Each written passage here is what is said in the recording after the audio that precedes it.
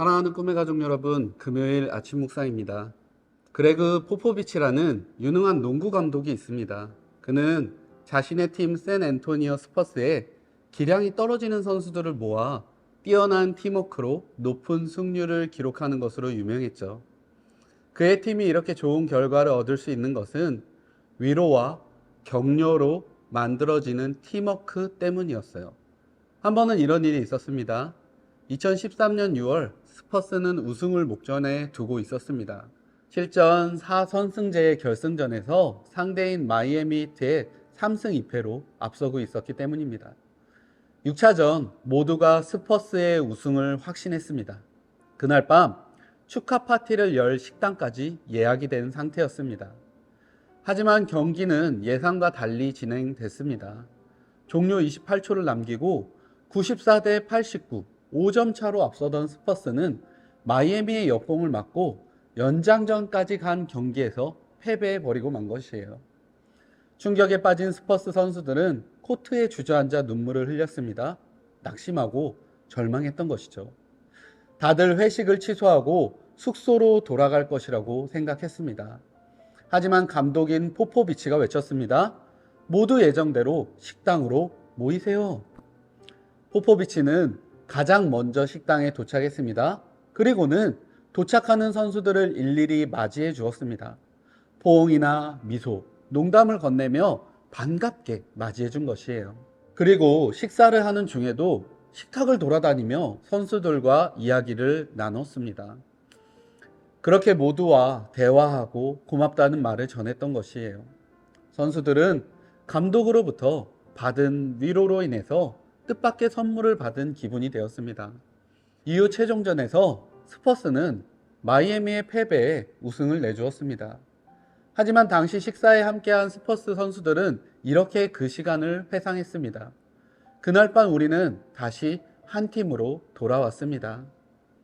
스퍼스는 다음 시즌 결승에서 다시 만난 마이애미에 4승 1패로 서력하며 우승을 차지했죠. 10년이 지났지만 여전히 포포비치는 스퍼스의 감독으로 활약 중에 있습니다. 사랑하는 꿈의 가족 여러분, 포포비치의 위로는 팀을 하나 되게 하였습니다. 이는 위로가 가진 힘이 얼마나 위대한 것인지를 알게 합니다. 성경에도 이러한 위로의 능력을 가진 교회가 등장합니다. 그 교회는 바로 데살로니가 교회입니다. 여러분, 바울은 데살로니가 교회에 편지를 보내며 데살로니가 교회를 방문하기를 간절히 원했다라고 기록합니다. 그가 그렇게 했던 것은 그들이 바울의 자랑이자 기쁨이었기 때문이었어요. 데살로니가전서 2장 19절과 20절을 함께 보죠. 우리의 소망이나 기쁨이나 자랑의 면류관이 무엇이냐? 그가 강림하실 때 우리 주 예수 앞에서 너희가 아니냐? 너희는 우리의 영광이요 기쁨이니라. 여러분, 신앙생활을 할 때 특별히 애정이 가는 사람들이 있죠.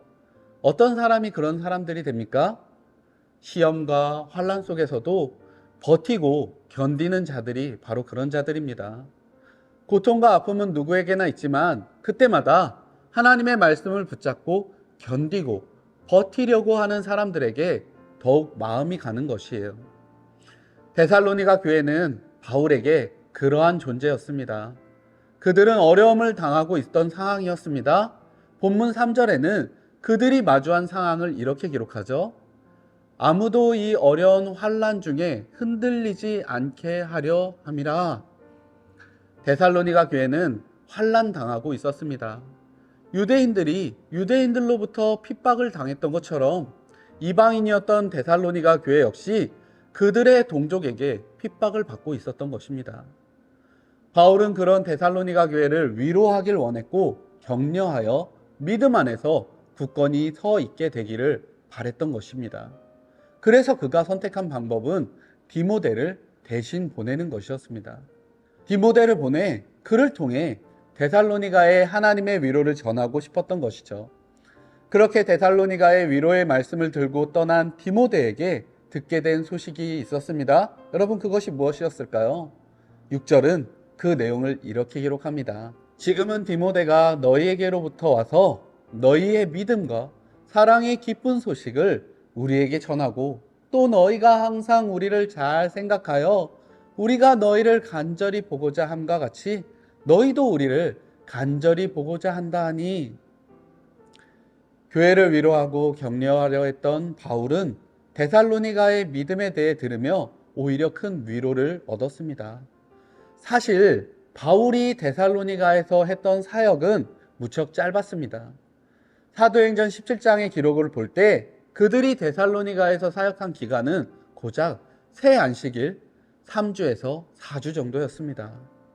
그런데 그렇게 영적으로 어린아이 같은 사람들이 오히려 모든 이들이 우러러볼 훌륭한 신앙을 가지고 있었으니 바울에게 이 사실이 얼마나 큰 기쁨이었겠습니까? 바울은 그들의 믿음에 오히려 자신이 위로를 얻었다고 기록하고 있습니다. 본문 8절의 말씀을 공동 번역 성경으로 함께 보시죠. 여러분이 주님께 대한 믿음을 굳게 지키고 있으니 우리는 지금 정말 사는 보람이 있습니다. 사랑하는 꿈의 가족 여러분, 바울과 데살로니가 교회처럼 우리는 서로를 향해 보람된 관계를 맺어가야 합니다.